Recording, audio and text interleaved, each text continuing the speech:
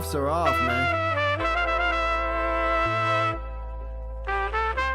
Get right. Too many left in these leagues, but I ain't gonna leave. I'ma get right. Get right. Down to the bottom and scratch it for all the... Hey everybody, Adam Rank here. What's up everybody? It's Marcus Grant. This is AJ Dillon of the Green Bay Packers. I gotta give a shout out to y'all at Get Right Fantasy. If you are not subscribed, what are you waiting for? You want to lose your league? Our league. Check out the Get Right Fantasy Network. You got to get right with the Get Right Fantasy Network. Best of luck with your podcast. Appreciate the support. And you're tuned in to watch my boys at Get Right Fantasy Network. Get you right. Enjoy the show. But I tune in every Friday. Strategies provided, I will lock in every way. So go and roll your sleeves up. Yeah, go roll your sleeves up. And I'm getting down, cause I roll my sleeves up. And I'm getting right, cause I roll my sleeves. What up? What up? What up, world? We are back. I'm Anthony, aka Rasta, and this is Get Right Fantasy Network. And I'm here by my boys, surrounded with the fellas that were here in part one, man. So appreciate you guys coming on here for part two of Start Sit here on Fridays. So Phil and Kendall, how you gentlemen doing after 2 hours already on the stream? Glad to be on the part two side of things, man. Feels like the other side of the curtain, you know, getting to peek behind, see what the big boss is doing. That when it's like 2 a.m. my time, so happy to be here, man. I know it was crazy, like man. me and Kendall done a million shows together, but like I don't think I've done the early show for this Friday nights. Oh, that's not true. We did that marathon one, Kendall. Just me and you. Oh yeah, you guys. We're starting to make our rounds and do the thing. Yeah, that was a like, good one, though, man. What did I tell you? I said we cut it off at 3 hours. And I think we went like 3 hours and like 15 minutes. And I was like, that's it. We're done. Yeah, I was like, I'm not going 4 hours. I don't think I would have made it. Tough. Do you watch that one back, Rasa? That was a marathon session one, man. But you and Mike used to do that like on the regular, man. That's I gotta give it to you guys. Came. That's something. Yeah, before you guys came, man, that was it. That was Friday nights, man. We were here till like you said on your time for Classic Mike. Sometimes we were here 3, 4 in the morning, man. It was crazy, taking everyone's questions, man. But that's what we're here for. But yeah, it's been nice to break it up with you guys here, man. So totally appreciate it. And thanks for joining me here. You know, it's nice to at least, go with you guys for a little bit. And then when you have to take off, you have to take off. And I'll finish solo, of course. I have no problem doing that, as I tell you guys here. And that was solo last Wednesday for part one of Start Sit. When you guys did the part two because of the holidays. So we're just being flexible over here, man. It's the time of the time of giving and being thankful. So there we go. So yeah, man. So I know you guys, talked about it before, of course, but for anyone watching this one for the first time, this is our show program here. I actually got to update it here a little bit, but we're doing waiver wire ads, buy low, sell high, start sits, throughout the year. Of course, your show, Phil, on Wednesdays and Thursdays, talking Dynasty and DFS prop bets, things like that on Thursdays. Got our boy Tycoon in the fantasy Boardroom on Tuesdays, and then Classic Mike's back on Sunday mornings doing the active and active lists, which based on some of the injury situations in the slate that I grabbed this week, you guys are going to have to tune into his show on Sunday because there's a lot of guys, some big time names that we don't have answers for right now. So we'll get into that and try to help you through it. So with that said, and then of course Kendall do more recorded stuff with us, and of course here live with us on part ones every week. And of course, he jumps in when he can and drops his content. And I know he's going to bring you guys a ton this offseason. So I'm excited for all that. So make sure you guys are throwing a like and subscribe to these guys' videos as well. Their links are in the description. Also, I'm sure Phil will get those things posted in the chat like he does here on Friday. So make sure you guys are hitting that subscribe button for us here, especially if you're watching over on X. We get a lot of viewers over on X. Just come over real quick, throw us a sub on YouTube, go back to watching on X. That's fine. But we'd appreciate that over here. And of course, you could throw us your super chats as well. And again, big shout out to Ismail, who shot us a super chat off our little cameo here this morning on our X. So that was pretty cool. Shout out to Wilson. Appreciate you, my guy. Saw him in the chat. And so, yeah, man. So with all that said, we say all that to tell you this. We have, 7 more games here to cover. to get through it, man. We're going to go through game by game, give you guys our start sits for these guys. The guys we have question marks here. Remember, we do have 6 teams on bye, so doing our rankings this week, at least for me, guys, was pretty crazy.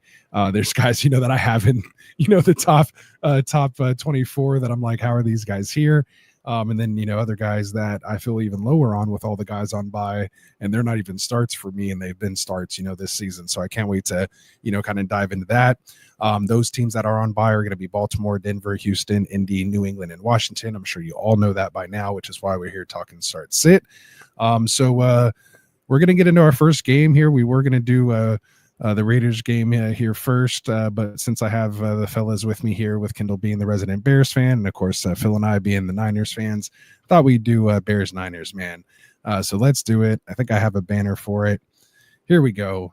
We got the Bears, man, coming in 4-8 at the Niners, who are a terrible 5-7. Somehow we're still favored at 3.5 here right now with the 44-point over under.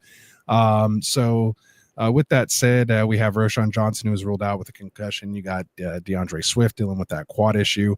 He's listed as questionable, missed 2 practices this week, but did return today in a limited fashion. So that's going to be one of those decisions we're going to have to wait to see on Sunday morning if he is going to be active. Alert for Travis Homer potentially here. We'll get to that in just a second.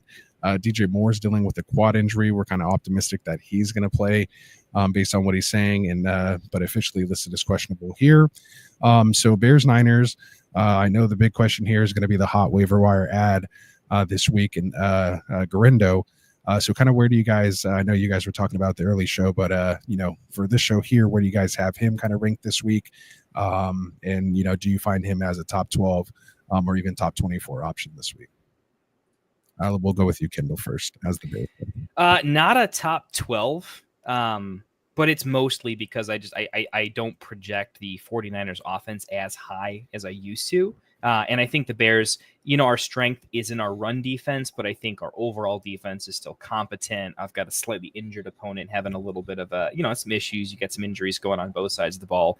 That's kind of why he's outside of that for me. But I do have him inside of my top 20. I just barely made it. He's my RB 18 on the week. So not sure where that compares to you guys, but I like him quite a bit. I have him. I'm fortunate enough to have him in a couple of dynasty spots. I had to take him off of Taxi and get him in there. Couldn't. I didn't have enough fab left over for him, but I'm excited to see him this week. I really liked him from a draft prospect standpoint. So if you're picking him up just because you know the name, I can tell you he is look up his player profiler. He's solid there. Huge, very fast. What, Rust? I think you were looking at 4.33. Yeah, 4.33. Yeah, we speed. looked it up earlier. Yeah, 4.33. Yeah, and you saw when he had to come in for, I believe, a banged up Mason when he had that pointer ripped off like about a 70-yarder almost immediately.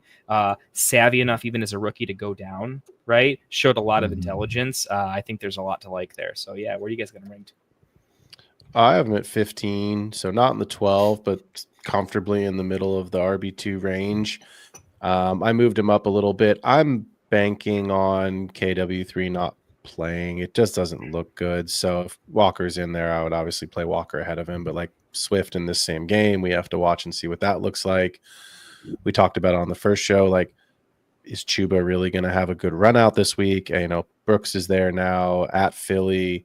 Isaiah Pacheco's ramping up. So would you play at Pacheco? So like there's guys whose names like on paper you should play over Garendo. But then again, we talk about situation and opportunity.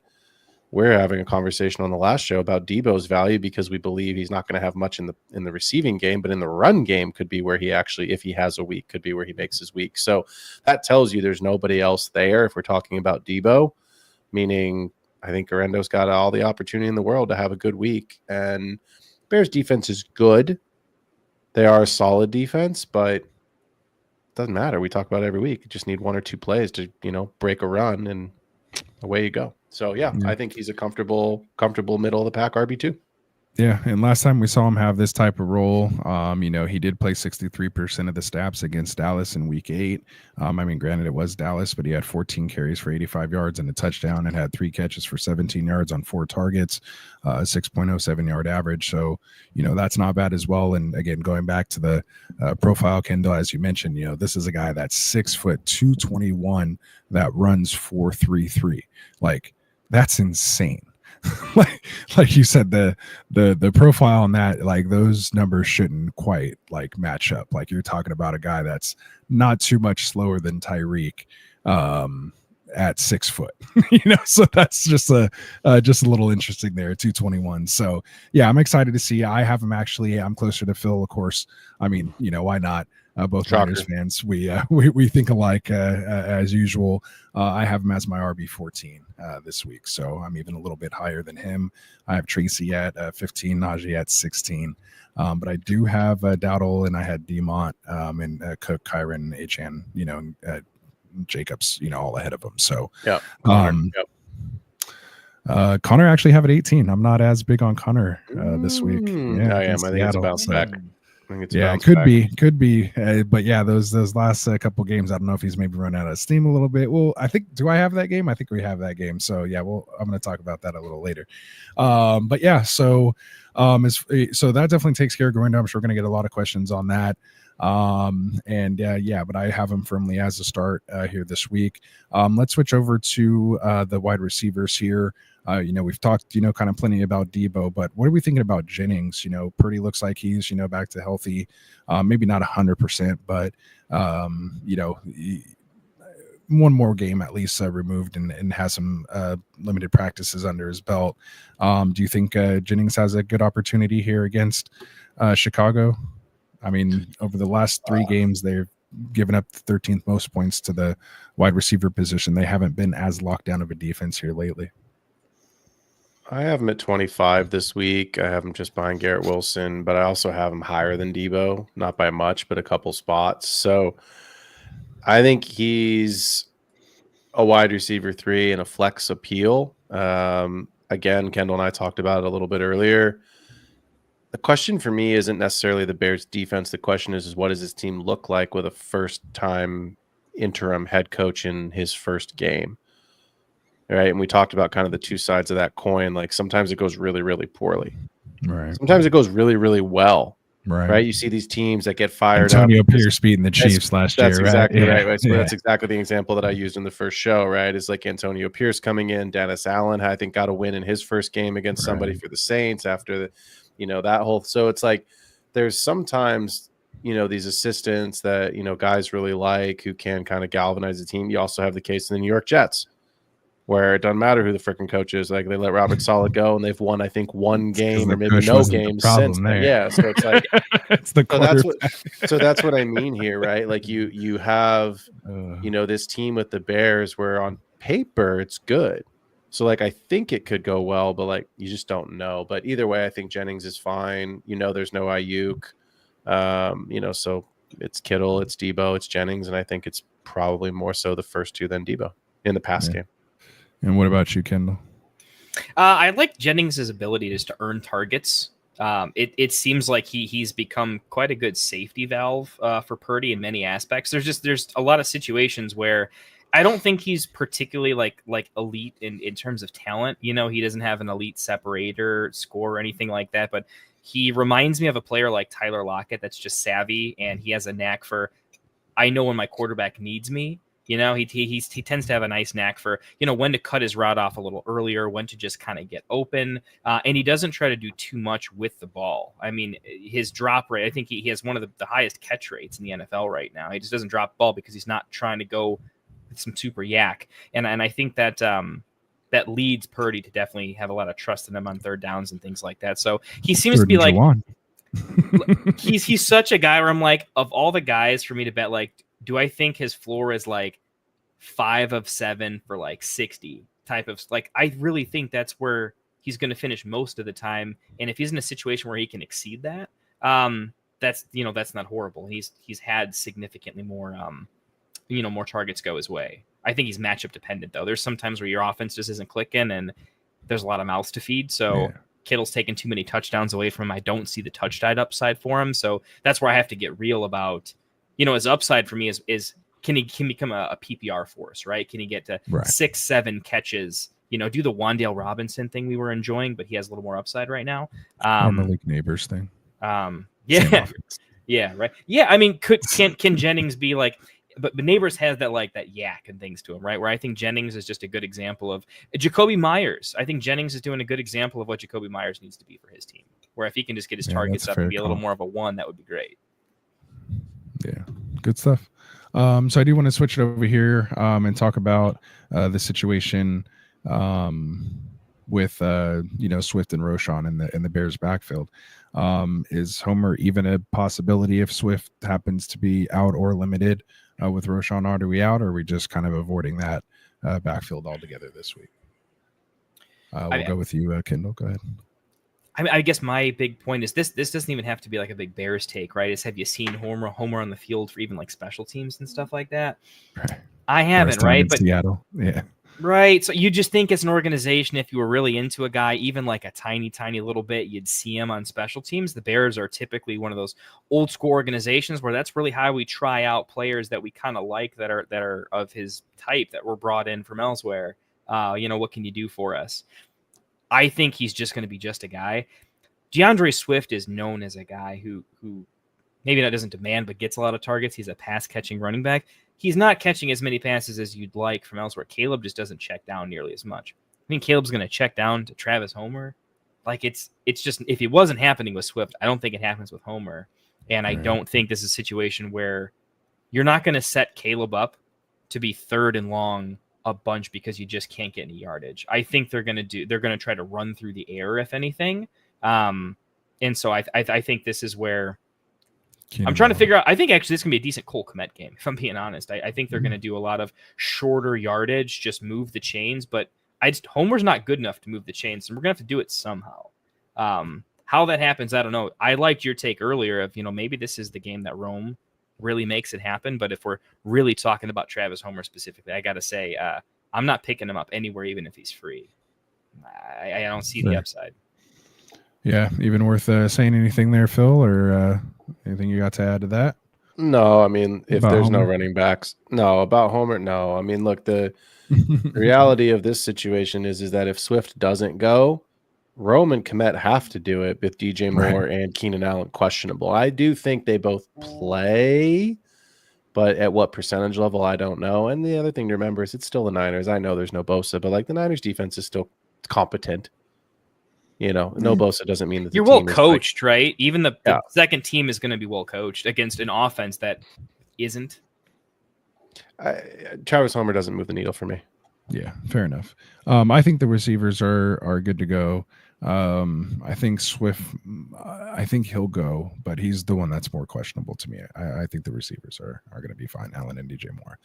All right. So, must starts. I kind of have Caleb just again with 6 teams on bye and the teams that are on bye. I think he sneaks in here in my top 12. I think I have him at QB 11 this week. Coming off that big game last week, and again against the Niners, who've been a little susceptible, here lately. So I have him at 8 or at 11. Maybe I could put Winston ahead of him. I think the matchup's a little better there, and he's been, doing some stuff with his feet. What do you guys think about Caleb? I'll go with you, Phil, first. Wait, what do you think? Go ahead. I have him at 15. Yeah. I don't have him as a must start this week. I do have Winston ahead of him. Okay. And it's one of those things where I just can't get him higher. We talked about it on the first show. Kendall and I were talking about this kind of pocket of guys, and we were talking about Jameis Winston. Could Jameis Winston realistically finish ahead of Herbert, Russell Wilson, Tua? Yes, he could. He could also not. Right. But then there's guys and you start to say all right, who is Caleb going to finish ahead of? I have a hard time. I like Russ this week. I mean, Tua's always Tua, but then you start getting into that. Goff played last night, Love played last night. So they're already up there. Right. I like what Caleb did last week. Thanksgiving, big game. They were trailing the game. It's what he had to do. Terrible first half. Yeah. Terrible first half. Atrocious. And then you start to see a lot of Lions get banged up, backups, fatigue, guys that don't play a lot of snaps. So I'm not saying that that's why Caleb had a good day, but he did nothing in the first half. And then those factors, it makes a big difference. So it was a short week. So the defense could have been gassed, those kind of things come into play. There's more than just I thought Caleb played great. He is the reason the Bears came back. I'll just say that and give him his credit.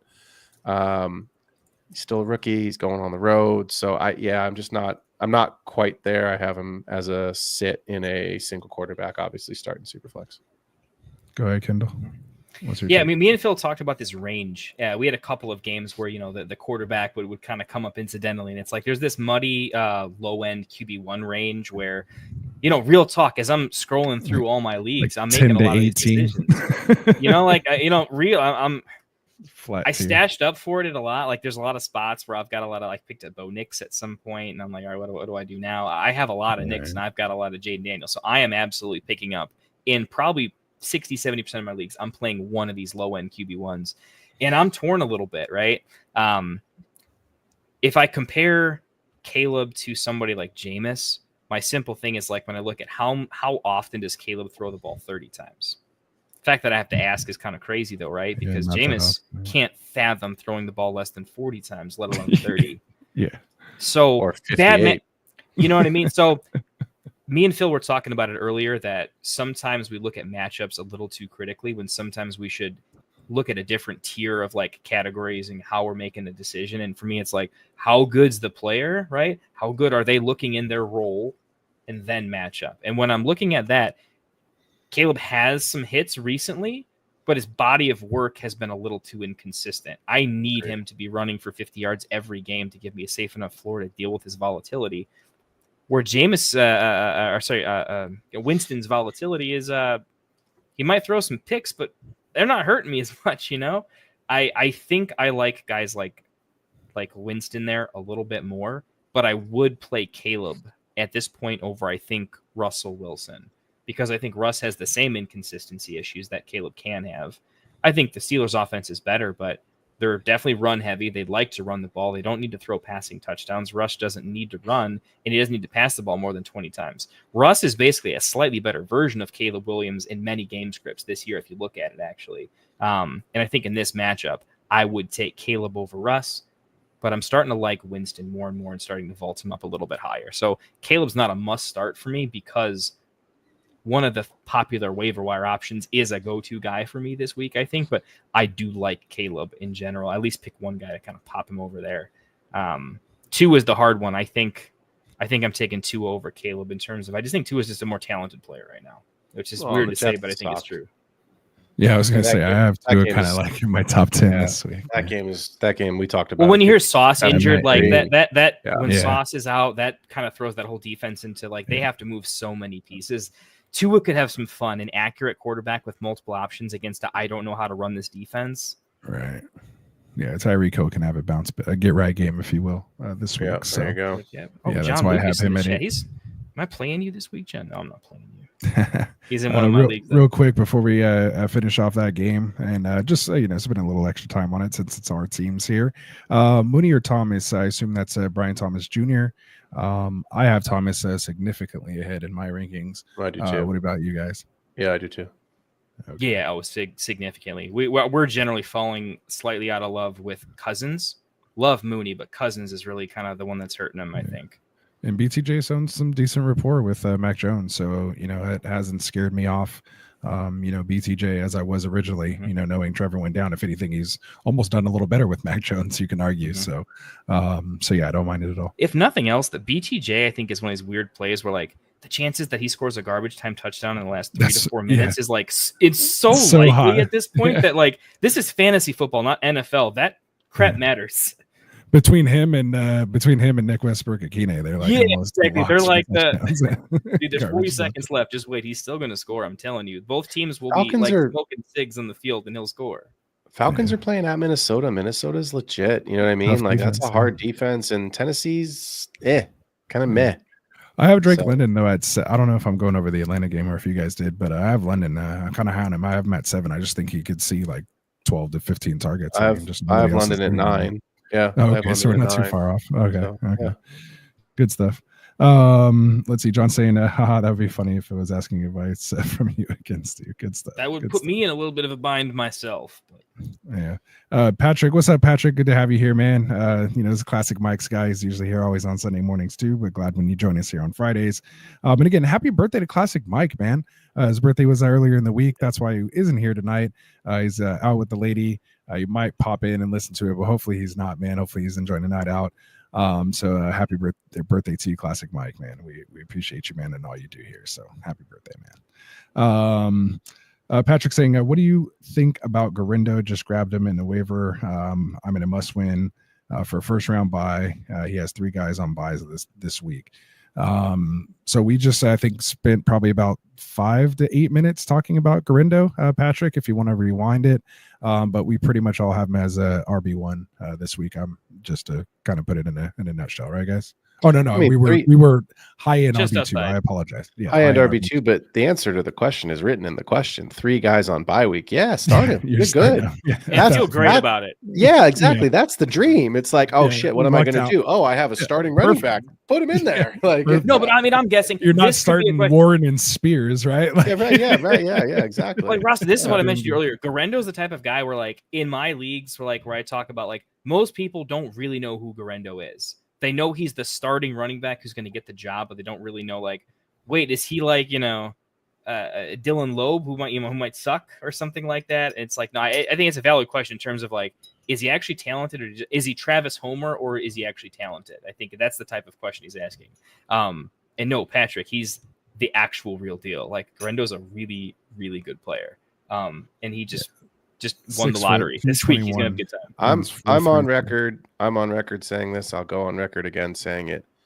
If Garendo keeps playing well, and the Niners do pick up McCaffrey's, they don't have to pick anything up. But if they keep McCaffrey and restructure his contract to let him retire a 49er, I think it's possible Jordan Mason is the guy that's the odd man out and gets traded because he has value, and other teams in the league would want Jordan Mason. Right. I think it is a real possibility. That's now they could end up keeping all 3 and then figuring something else out. But like money wise, if someone has to go, I think Garendo is good enough that he could feel good about CMC and Garendo instead of CMC and Mason. I think that's a real possibility. Yeah. And Patrick's is over here flexing on us because, I mean, he already had Jacobs and Monty last night. So it looks like Garendo's in his flex. What's he worried about? He's got he's that first round bye, baby. There we go. Let's go. Lock it up. Lock it up, man. Patrick. There is nothing wrong with flexing as hard as you possibly can Love in fantasy. It. It's almost required, man. Yeah. Basically, that's what all next week is going to be. One of our sponsors, literally, we're all about, like, no, I'll even pay a little extra money to, like, really do it. So there we go. Good stuff. All right. So anything else here we want to talk about in this Bears-Niners matchup? I mean, I think we kind of covered it. I mean, where do you guys kind of have Purdy, just real quick? Is he in your top 12 at all? I kind of have him as a sit this week. He's outside of my my top 12.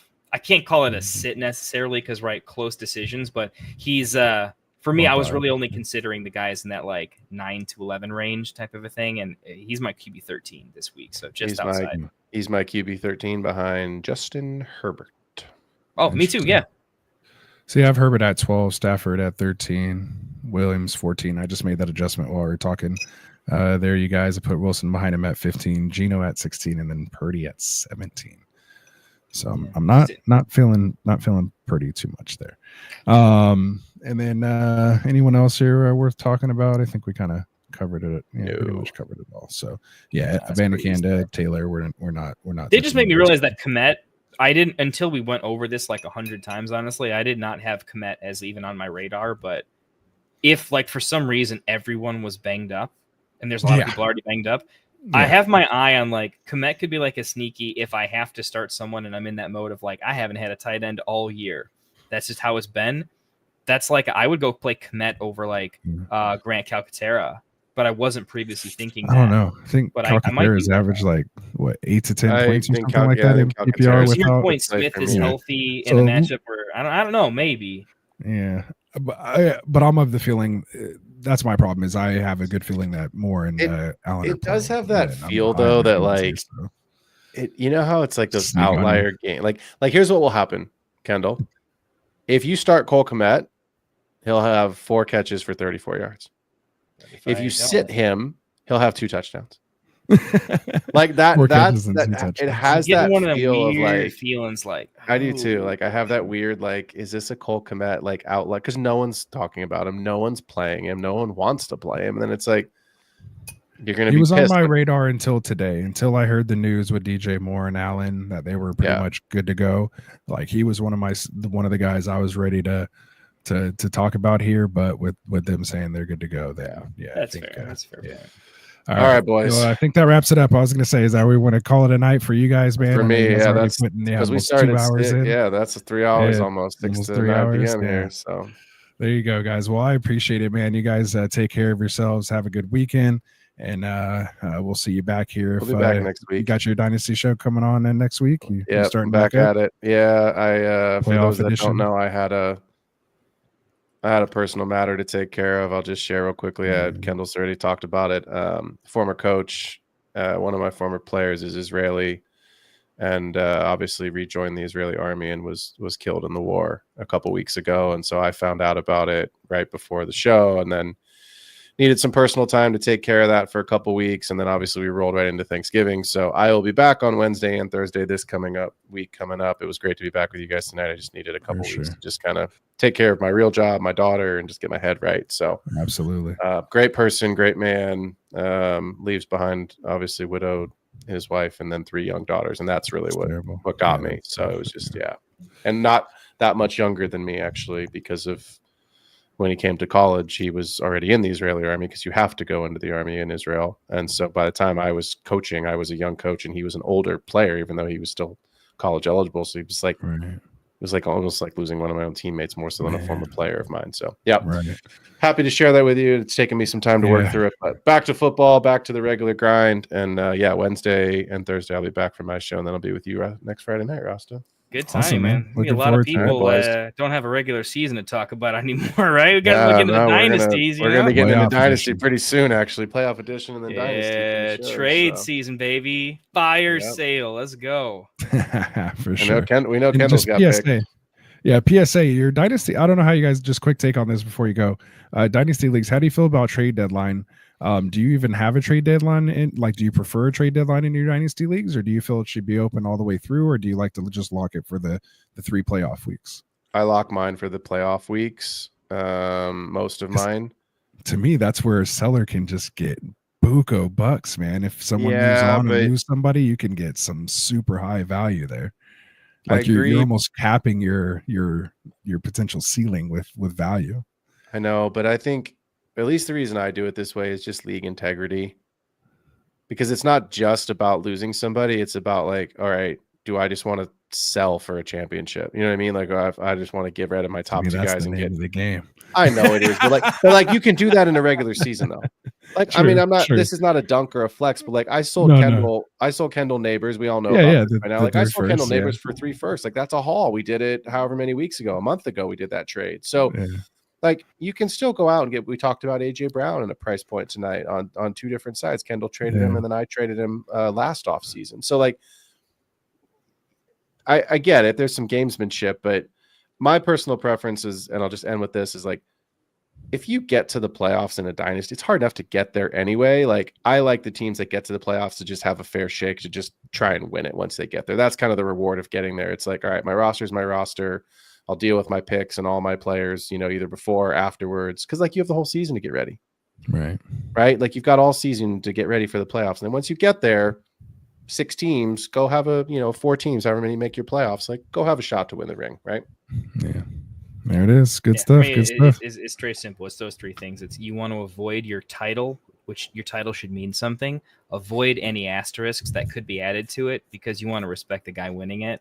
And it's not his fault if some other shit happened, that some side guys made some deals. I just want to I want to remove that potential asterisk from anybody in my league's title. I want it to feel like it was au naturel and it was worth it. And if we do, you can throw Trophy Smack up there, but if we're doing the rings and the trophies and the toys and the belts and all, like, I don't want any asterisks on top of like the funnest thing for me ever. You know what I mean? Like, and good fences make good neighbors.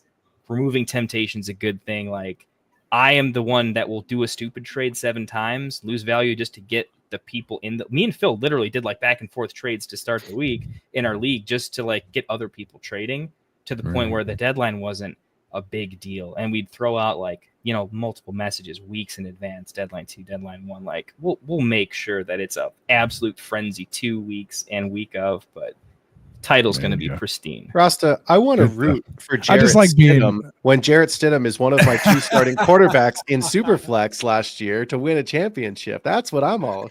Oh no, go trade out and go grab yourself Joe Flacco for a second. I would have, but like that's the whole point. Is like y'all know this story if you're a fan of the show. Like I won a Superflex Dynasty championship last year with Jordan Love, yay, because he was my quarterback. But I lost Richardson, I lost Russell Wilson, and I had Jarrett freaking Stidham as my quarterback. I was like, oh my god. Like, and sure enough, he got me 12 points, and that's all I needed. So, every one of those 12. Yeah, exactly. There it is. Good stuff. All right. Good stuff. All right, boys. All right, guys. Make sure you guys go throw these guys subs, man, on their channel. You got Kindle over at the Fantasy Football Tavern. Of course, our boy Phil Ruskin, who's usually here with me on Friday nights over on the Extra Point, man. Their links are down in the description and in the chat. So go throw them a subscribe. So appreciate you guys, man. Have a good night. Yep. And we'll see you next week, man. Chat, you take care of our boy Rasta. It's been real. All right, later, guys. All right, so let's see here. Let me fix the little screen here. There we go. Slide that in, and I think I have another banner for you guys there it is. All right, so we'll get into a couple of questions here that popped up as we were kind of going off on our little side tracks there. Just backing up a little bit to let's see. John said, but guys, Mooney and Thomas both are volatile. They are, but Thomas has shown some pretty decent consistency, almost some quarterback proofness, if you will. So I still prefer Thomas over Mooney, who's a little banged up, and just we don't know what we're going to get out of Cousins at this moment, at least. Mac Jones could turn into a pumpkin any moment, but he's played pretty consistent over here the last couple weeks. So we just hope he can kind of keep that going. And again, some negative game script, they're going to be behind. So they're going to have to put the ball in the air, and you're hoping for a garbage touchdown. So there you go. Let's see. Thomas said, what up, guys? PPR, flex, Braylon Allen or D-Hop. I think I like Allen there as long as Brees is ruled out, that's kind of where we're leaning. Don't know what to expect, with D-Hop. We will get into that game here shortly against the Chargers. Chargers, pretty tough defense, but lately they have given up the 6 most points over the last 3 games to the wide receiver position. So there could be some opportunity there. I'm just not sure who it's going to be, any given week between D-Hop or the, Noah Gray, Travis Kelce could have a big week this week as well too. So, then you got Watson might just score a touchdown here randomly as well too. So it's kind of hard to trust D-Hop usage there. At least Braylon Allen's going to get the work and hopefully be efficient with it. So there we go. Thomas said he stops in from time to time. Hit the like button. So appreciate that, man. Appreciate you coming checking this out, man. When you need us, we'll be here for you, man. We got live content coming 7 days of the week.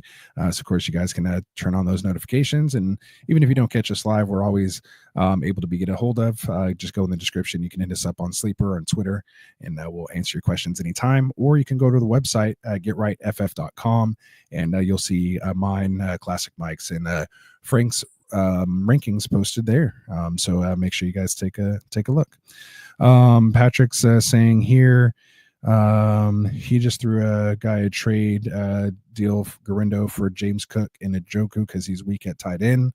I mean, if you're going to give up Garindo, you could probably get a better tight end than that. But really the way the tight end position's going, like unless you're getting like McBride or like Bowers or someone like that, I mean, really no one else is really kind of, in there. It's just you're hoping they score a touchdown or, get enough targets kind of any given week. I think their floors are still fairly low. There's guys like Disley and stuff like that you could just pick up off the wire to where I'm not really sweating that. I'd rather keep the running back in that position. And I don't think Cook's that much of an upgrade, kind of over Garindo. At this point, I definitely want to see, back before Christian McCaffrey, we were taking pretty much any Niners running back at that point because we knew whoever was in there was just going to be plugged and played and produce, Jeff Wilson to Raheem Mostert to whoever, we were thrown in there kind of at that time.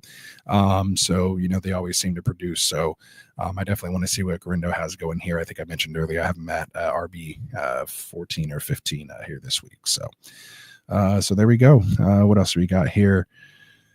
John's also saying, yeah, tight ends are hard to gauge this year. So there we go. Thomas said he traded Mike Evans for Jacobs in Dynasty last year in the beginning of the playoffs to a playoff team. So well done. That's a very nice trade. Get a little bit younger running back here, and it definitely paid off. I mean, Evans is still good, but Jacobs has definitely paid off.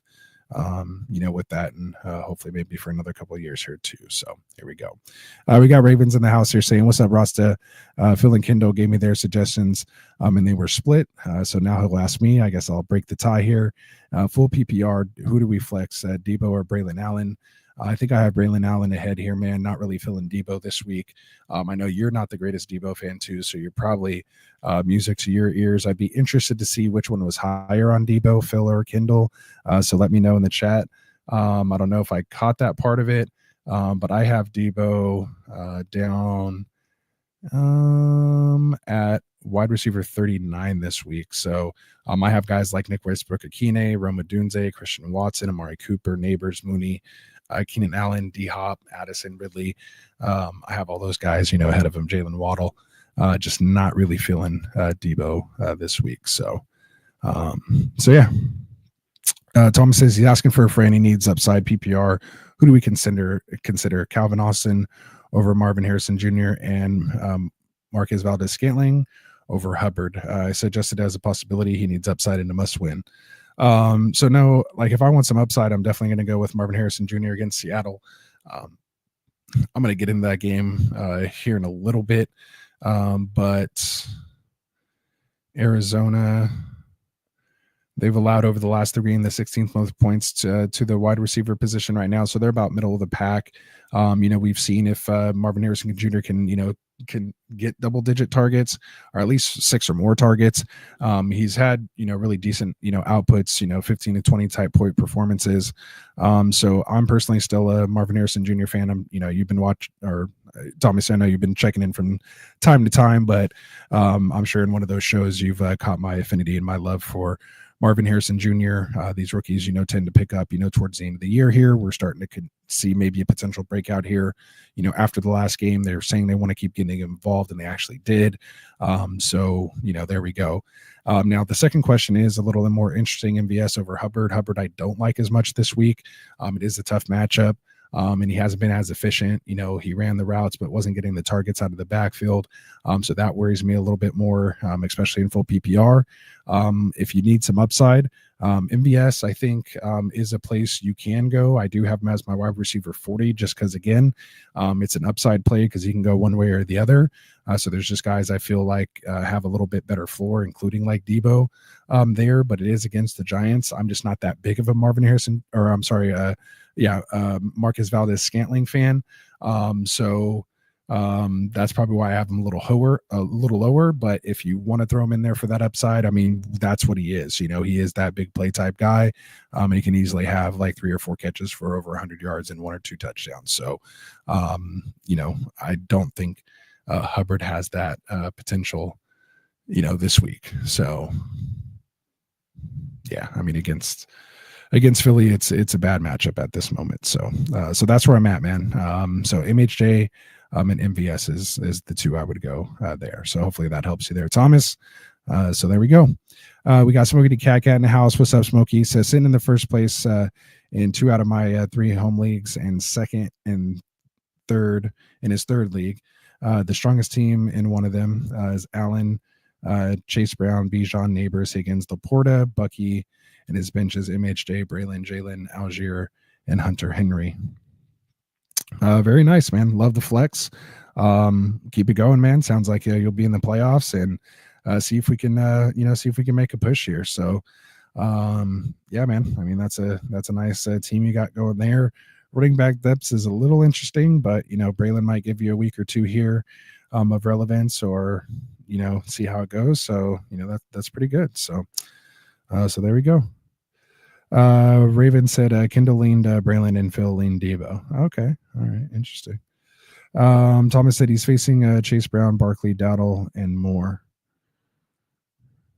Yeah, those guys all have great matchups.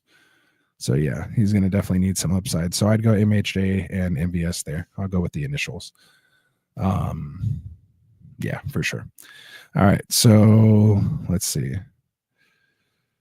And yeah, Thomas saying, appreciate the advice, man. I appreciate you coming in, giving us your time and asking your questions, man. So keep them coming in the chat, guys.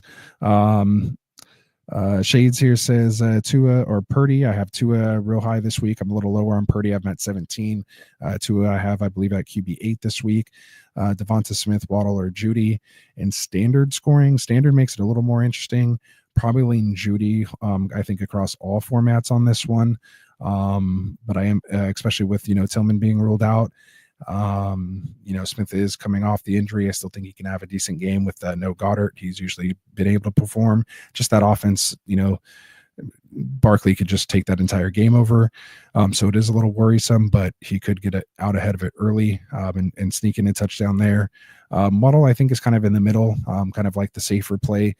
I've liked what he's, done the last couple of weeks, actually out targeting and producing Tyreek Hill.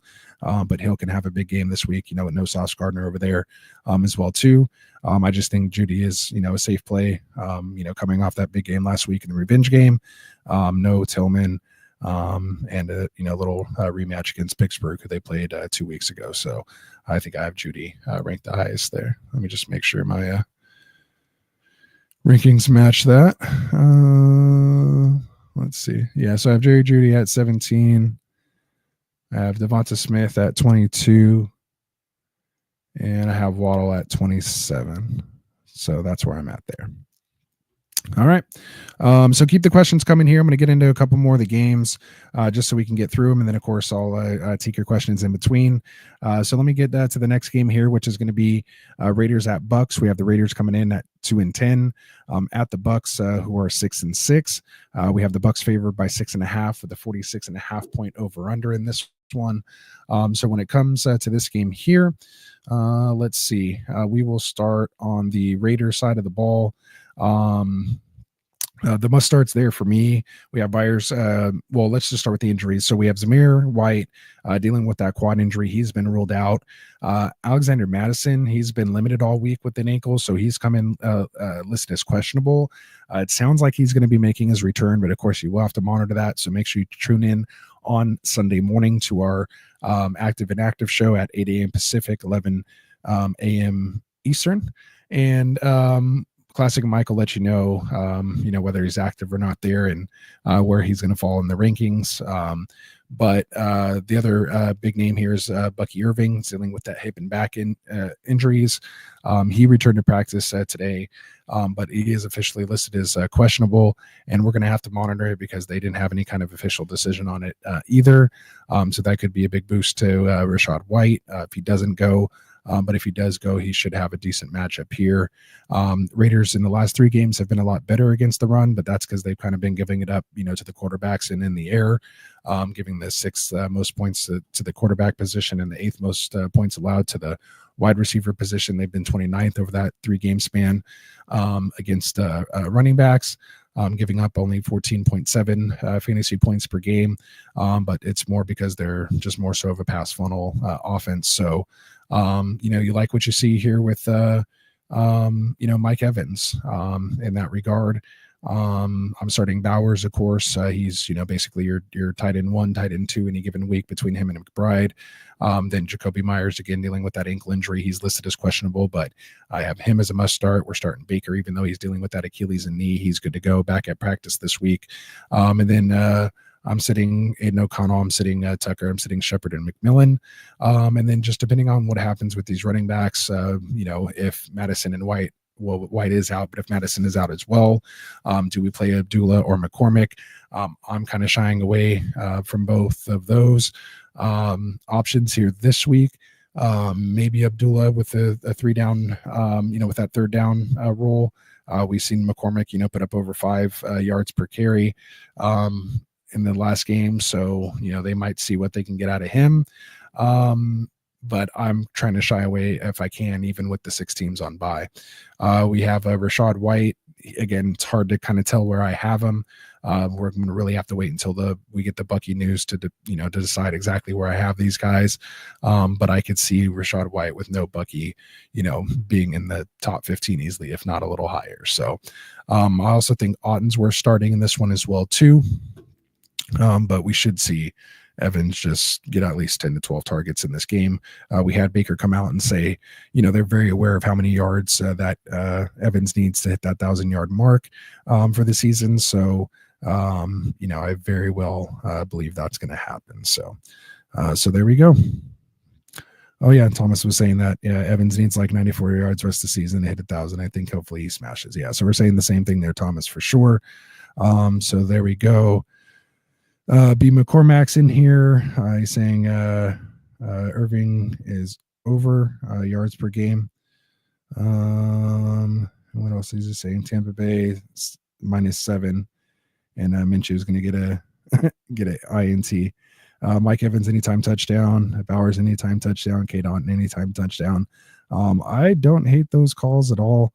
Those guys I have all basically as must starts as well too. So I think I bought it at like 7 or 8 this week as my tight end ranking. So Michael Lopez in here saying, what's going on, brother? Hope you had a blessed Thanksgiving, and with Walker not at full health, should I run Bucky Irving or go with London in the flex? Or go with both Tampa Bay running backs? It's full PPR. I like London anyway. I think I have London at 7. I think Phil had him at wide receiver 9 this week. You could easily see 10 and 12 targets in this game. You hope Kirk Cousins has a bounce back game in this one. He hasn't been playing great, but he should have a decent, PPR floor, kind of like Neighbors, if you will. Maybe doesn't have that touchdown upside, and if he scores, he is going to have a 20-point game. But if not, I think he can live in that, 12 to 16 or 17-point range in full PPR. So I'd lean London, and so happy Thanksgiving to you as well, and happy holidays coming up here, holiday season. So keep the questions and stuff coming. As far as the rest of this game goes here, that pretty much kind of wraps it up. We talked about everyone there, the sits. So let's continue to move on. Next game we're going to talk about here is going to be Jags, who are 2-10, coming in at the Titans, who are 3-9. We have the Titans as favored by 3.5 with the 40-point over/under in this one. This game is a little tough. The only guys that I have kind of as must starts in this one are going to be Brian Thomas Jr. Going up against this Tennessee defense, who's given up the 11th most points to the wide receiver position at 38.8 per game over the last three games. And then you have Tony Pollard, who's going up against this Jacksonville defense, who's just been a sieve. They've given up the second most points to running backs this week in the last 3 games, and that's 28.6 per game. So I do like those two matchups for sure. Both of the quarterbacks in this game have some potential, but for the most part, I'm kind of sitting Levis in this one. I believe I have him ranked as my wide receiver 18. I could push him up maybe a couple more spots, get him closer to 16 or so, with the matchup with Jacksonville giving up the 3rd most points to the quarterback position over the last 3 weeks. And then, of course, at the wide receiver position, when it comes to Ridley, Reynolds, Boyd, and what exactly are we doing with these guys here? I think really could be a potential start here. I have in my top 36. Jacksonville's given up the most points to the wide receiver position, so I'm hoping that's Ridley. He's done well against single high coverage, not as great against the 2 high coverage. So we'll just see what kind of scheme they pull, and if it is the single high, then I think Ridley can have a big game. On the other side of the ball, and then of course Nick Westbrook-Ikhine is the other guy we're talking about here. And I have him, like I said, I think he's about 38 or so. He's in that flex wide receiver 3 type area for me. Yeah, wide receiver 38 is where I have him, just outside my 36, but as a fairly strong flex this week, given the matchup. So if all else fails, again, with 6 teams on bye, any of these guys, you can maybe take a chance on, again, just with the matchup. There could be points there. The guys I'm not really feeling too much are Etienne and Bigsby. I have them outside my top 36 this week, or I believe outside my top 24. Let me see.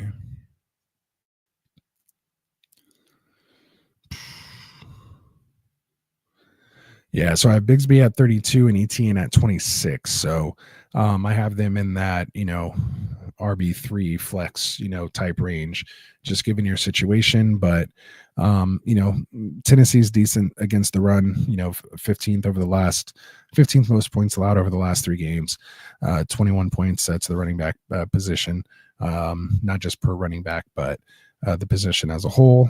So, these guys could, see somewhere between 8 and 12 points. I think you'd be happy. If one of them finds the end zone, then it'd be okay, if you started them, of course. So other than that, trying to shy away from him if I can. I'm starting guys like Arindo, ahead of him. So yeah, Jags Titans. We're sitting Reynolds, Washington, Duvernay, Levis, Spears, Boyd, and Chig. All right. So let's see what else we got going on here. McCormick's in here saying I'm spot on with them. I know they hate me. Good. I hate these books. Yeah, go get them, man. That's what it's all for, man. Make sure you go get them. He says, I'm the book. Pay your book. You pay me. So there you go, man. He says he likes both TT under 20, Neighbors anytime touchdown, and he'll take the over on the ETN yards. So there you go, B. Good luck with it, man. And yeah, keep them coming. Appreciate the interaction here. And we will move on to the next game here. We have the Seahawks coming in at 7-5 at the Cardinals, who are 6-6. We have the Cardinals coming in favored by 2.5 with the 44.5 point over under in this one. We got a lot of questions, of course, with some of these guys here. We got Ken Walker dealing with that ankle and calf injury. So as of now, it's uncertain if he's going to play. He's missed all 3 practices this week, did not practice again today, but they haven't, ruled him out. So we're kind of waiting in limbo, but, with 3 missed practices, I'm not feeling great about it anyway. So this is something you'll definitely have to wait until, Sunday morning to see if we have, more word, if you have any Ken Walker questions. But for now, we're just going to have to kind of play it by ear. So we got some good news, at least, though. Metcalf dealing with that shoulder injury. He's going to be active. He's expected to play. So him and JSN, they're must starts for me. Connor, Marvin Harrison Jr., McBride, they're must starts for me as well, too. Lockett, Fant, Benson, Mike Wilson, Dorj Jones. I'm sitting all those guys.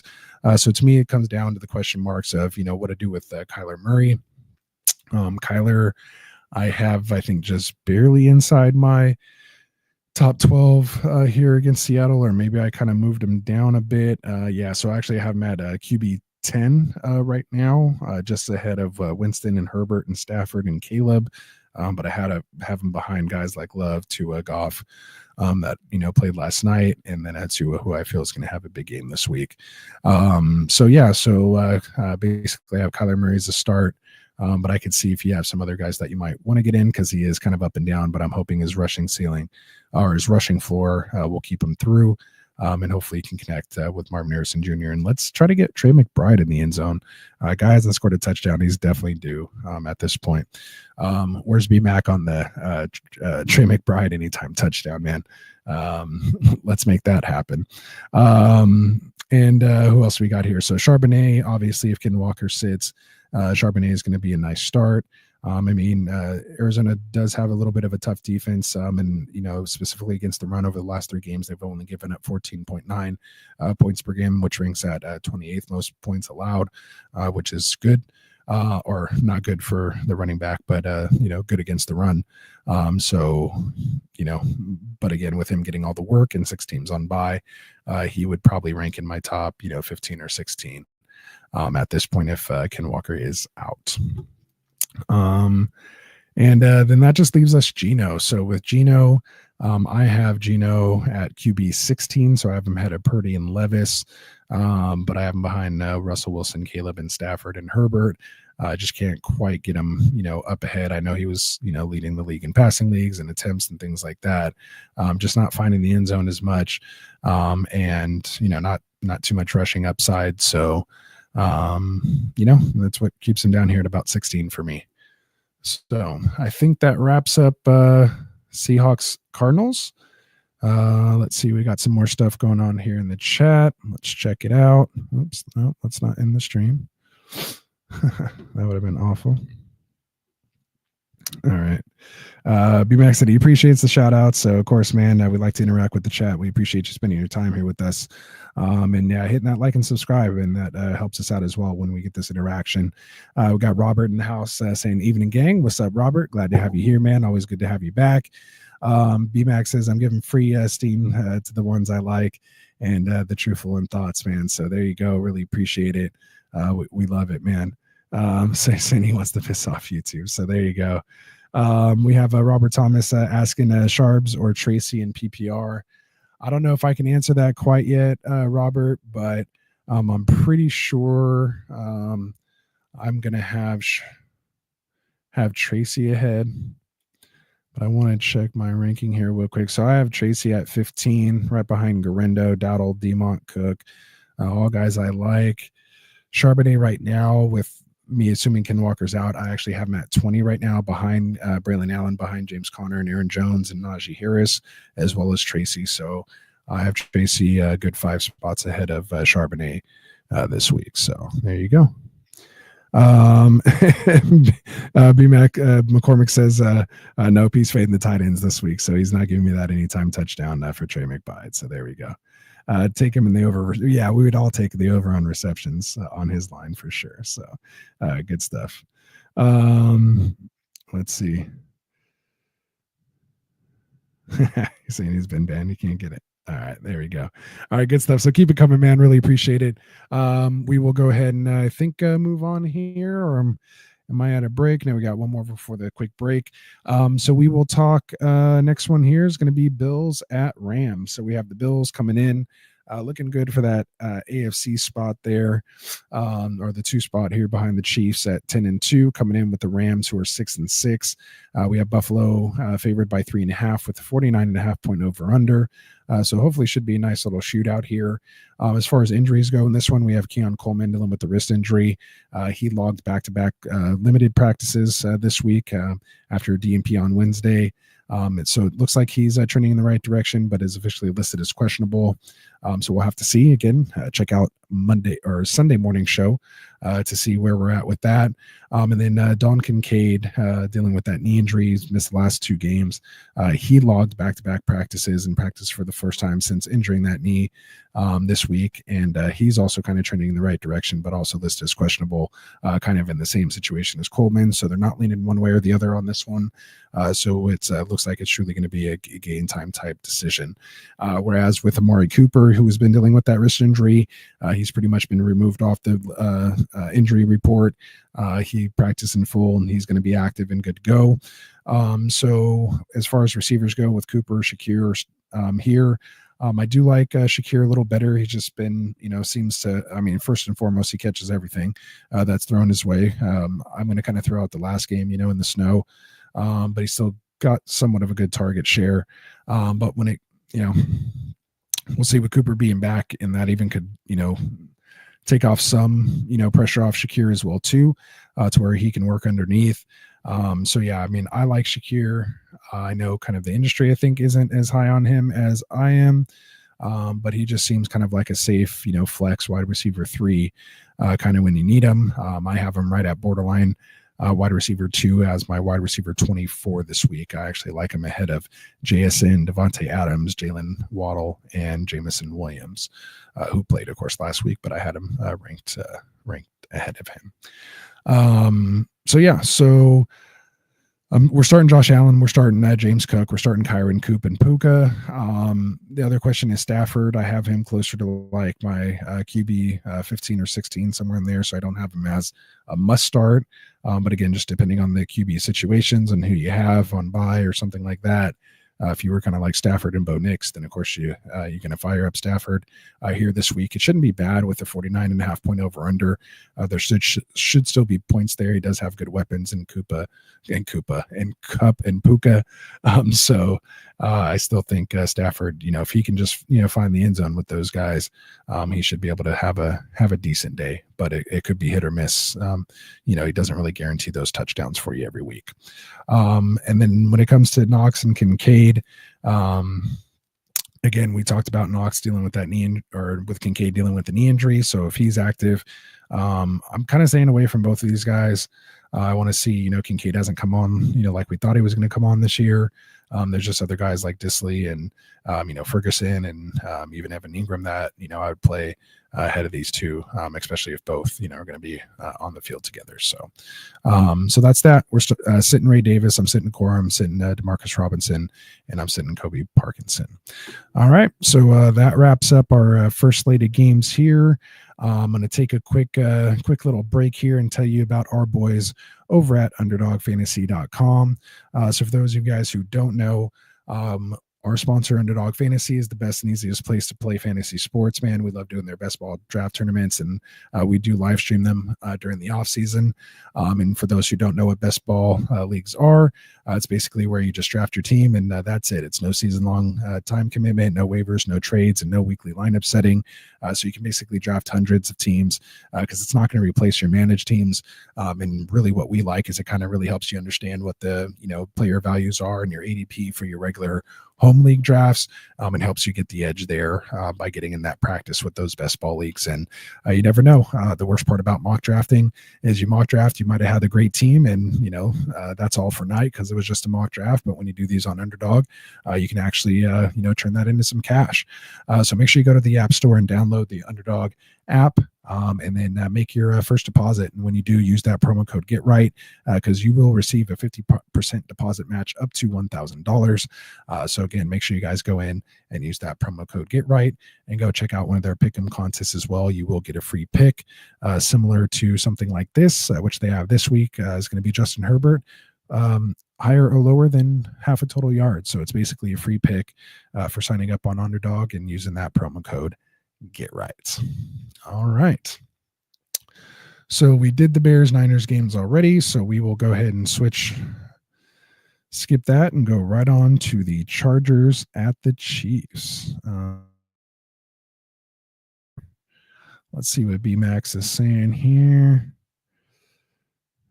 All right. So he says, look past first string for plus money. This game should be awesome for passing. He's taking both the overs on the passing on that one. I wants him to cover. He's taking the Juwan Jennings over. Kyron Williams, anytime touchdown, but no other props for Kyron there. So B-Mac, man, you got to make sure you tune into our Thursday show. We do the DFS and prop bets. The guys are also working on doing a Saturday show for DFS and prop betting and things like that. So yeah, definitely make sure you have those notifications turned on, and make sure you go throw a sub over to our boy Phil over on the Extra Point, man, because him, Kendall, and even Mike, they get down on those prop bets and stuff like that. So that's a lot of fun, man. There you go. We got the roll in the house, man. What's up, bro? How you doing, man? It's been a little while. I haven't seen you in a little bit, but I feel like you're watching in spirit with us, man. So glad to have you back. Looks like he has a question here. He says, just traded Burrow for JSN and the 101. Well, technically it's not the 101 yet, but it's the pick up the last place player, and he hasn't been adjusting his lineups, so basically tanking. But what are your thoughts? It's Dynasty 2 QB full PPR.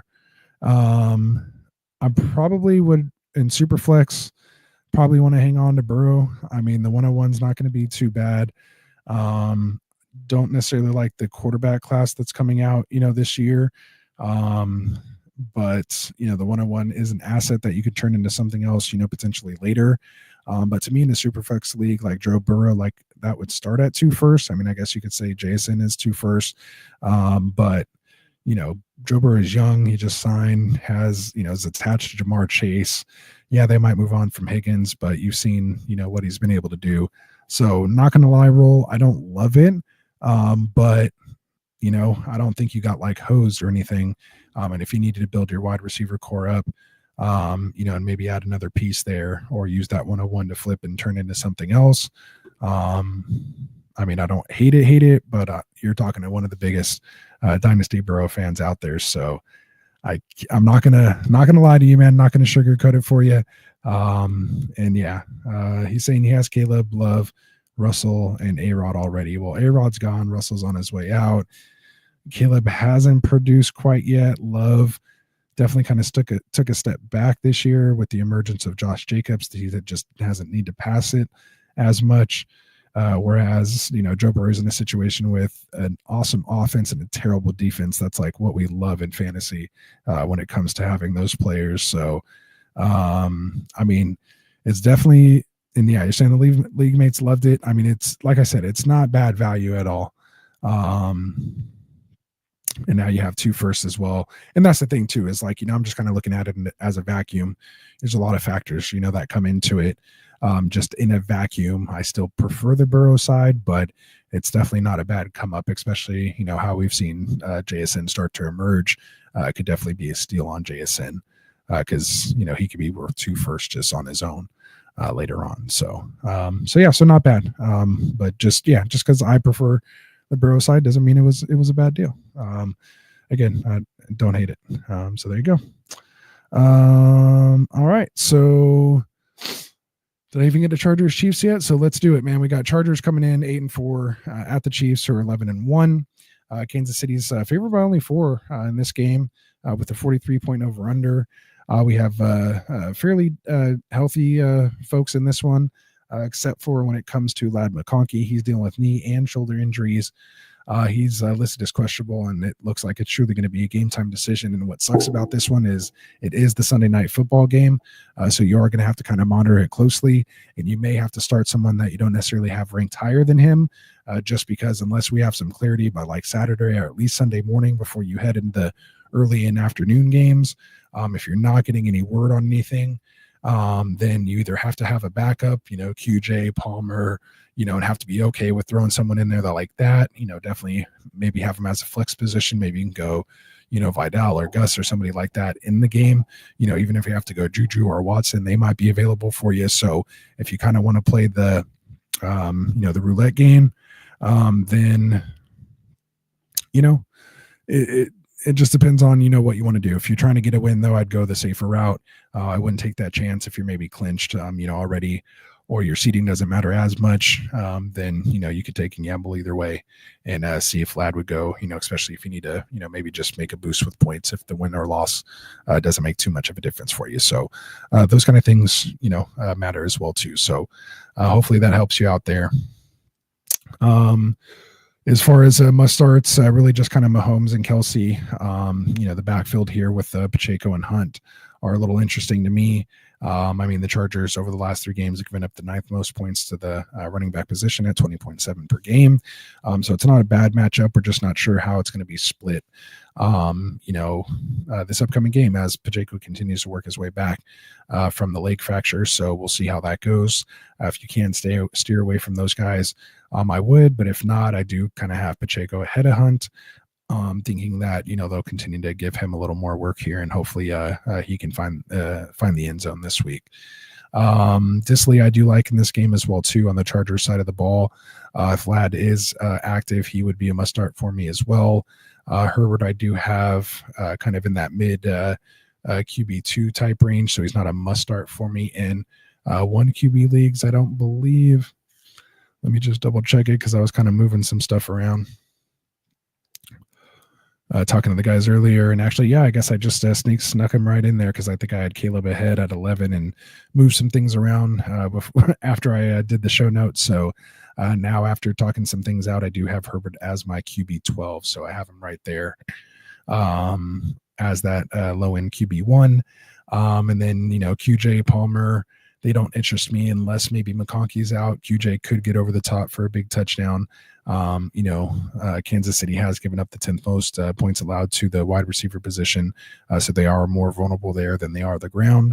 And again, they are 9th most points allowed against the quarterback. So, that's, again, also what helped me move Herbert into that QB 12 spot. Worthy kind of have him as that wide receiver 3 flex type guy. Noah Gray, if you want to throw a tight end in there, if you just kind of need to take a shot on somebody obviously he's been the hot hand, but, I assume Kelsey, should be the guy scoring there, but, you never know either way. But I think there's other guys out there like Disley, like Calcaterra that I would feel, comfortable starting over Noah Gray, even given his last couple game run that he's had with the touchdown. So he's kind of on a Nick Westbrook-Akine run there. So we'll see how long that lasts. Let's see.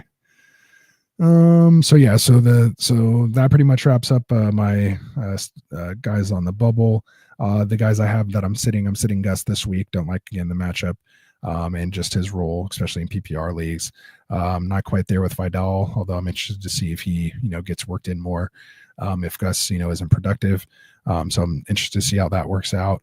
Especially maybe as a passing down back, he might actually see more snaps this game going up against Kansas City if they are able to get out ahead early, and they're playing a little bit of catch up.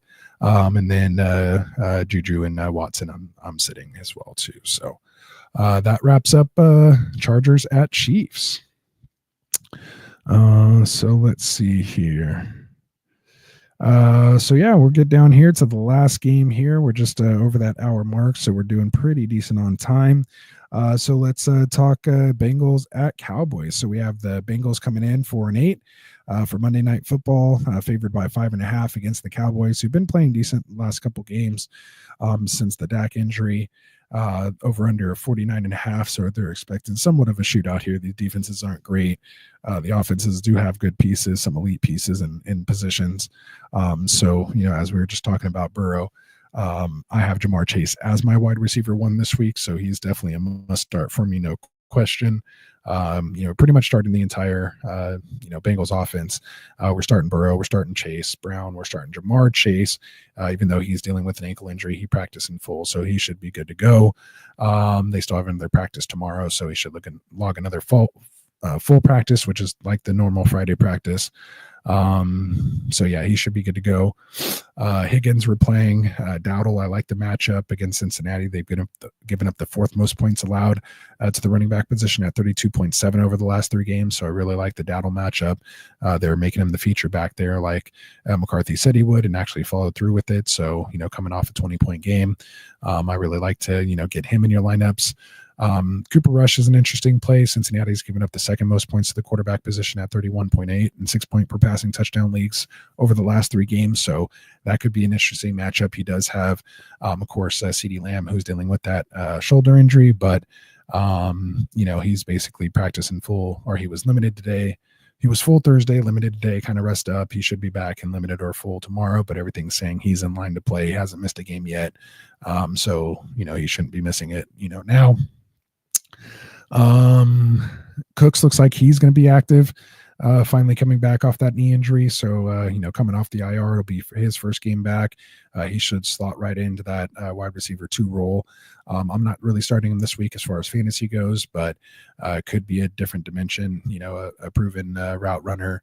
Tolbert was kind of doing okay, and, some of the other guys in Turpin, while he was out, but Cooks was fairly decent when he was playing earlier, and especially last year. He scored a lot of touchdowns. Of course, that was with Dak. So we'll see what happens here with Cooper Rush. And like I said, he's a sneaky start as well too. And then I also like Ferguson in this one. Looks like he's going to be back here this game as well too.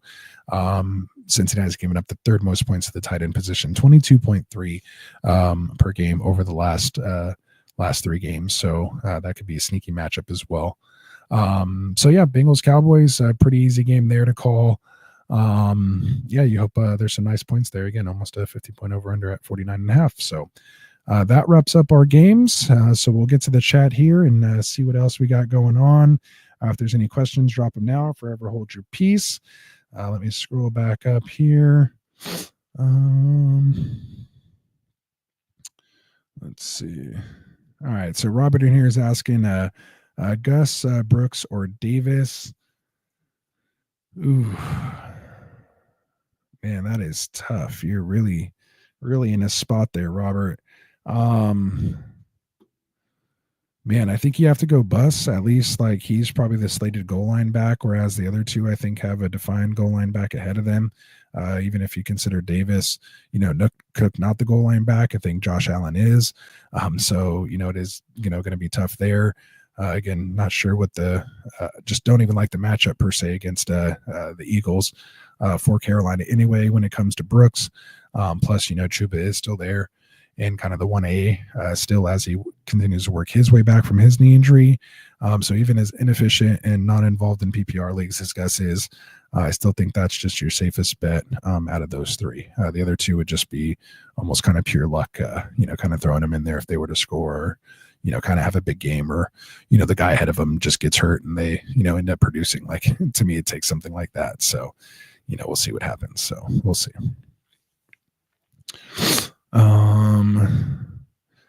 And the Roll said he just sent an offer of A-Rod, Kittle, and a 2026 first for Drake May.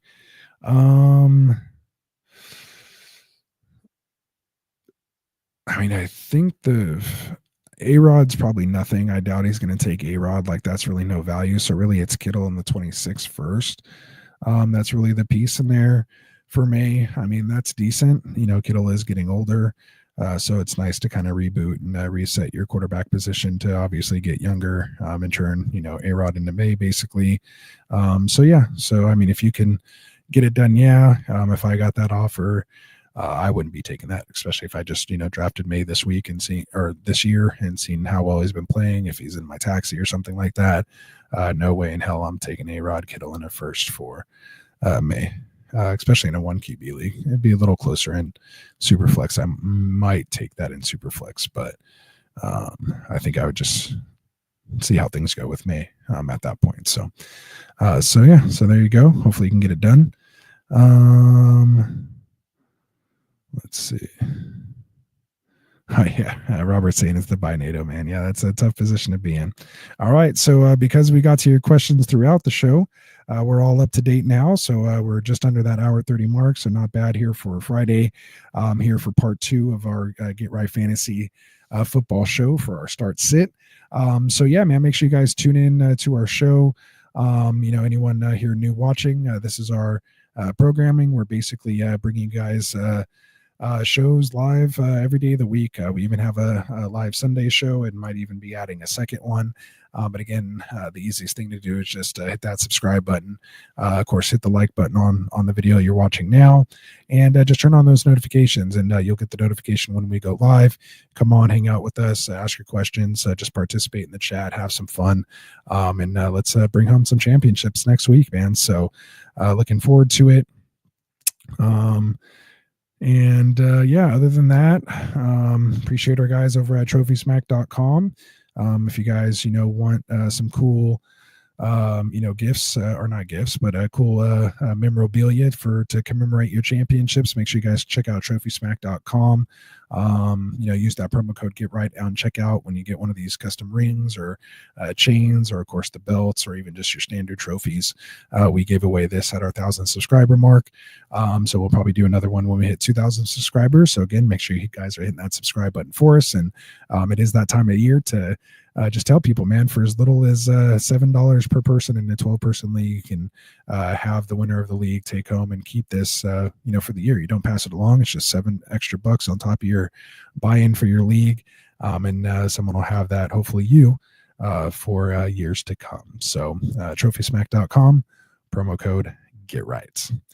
All right, guys. Well, I think that's going to be it. I think I'm going to call it a night here. So I really appreciate you guys, man. This is week 14. This is the last game of the regular season. You have a lot of win or get in situations. So again, a lot of injury questions out there. So make sure you tune into Classic Mike on Sunday morning for anything we couldn't answer here for you tonight.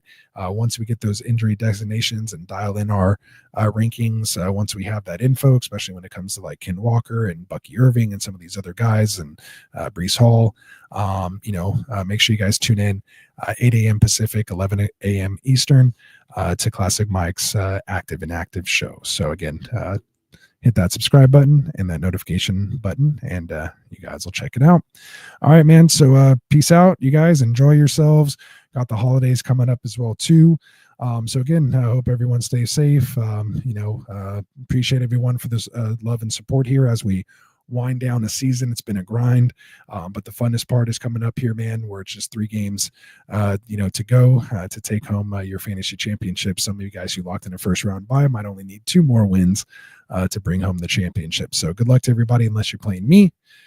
So from all of us here at Get Right Fantasy, man, for Dustin, for Frank, for Classic Mike, for the Tycoon, of course, for Kendall and Phil, appreciate you guys holding down part 1 for me earlier. Again, Classic Mike, happy birthday, man. Appreciate everything you do here for the channel. We will see you guys here Sunday morning. Yeah, man, good luck, man. Lock in those spots and let's take home the chip, man. Let's roll those sleeves up, guys. Have a good night. Laters. Wanted to write fantasy is the play. Marking often, but I tune every Friday. Strategies provided.